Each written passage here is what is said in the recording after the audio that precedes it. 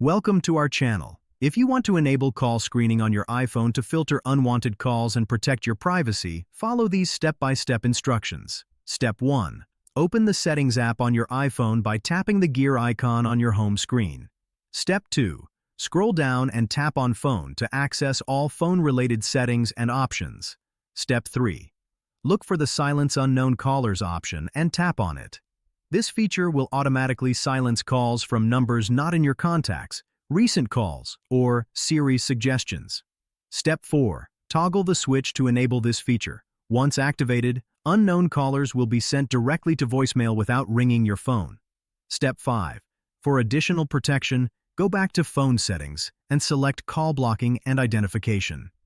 Step 6. Here you can enable third-party call screening apps that you have installed from the App Store, such as Truecaller or Hiya. Step 7.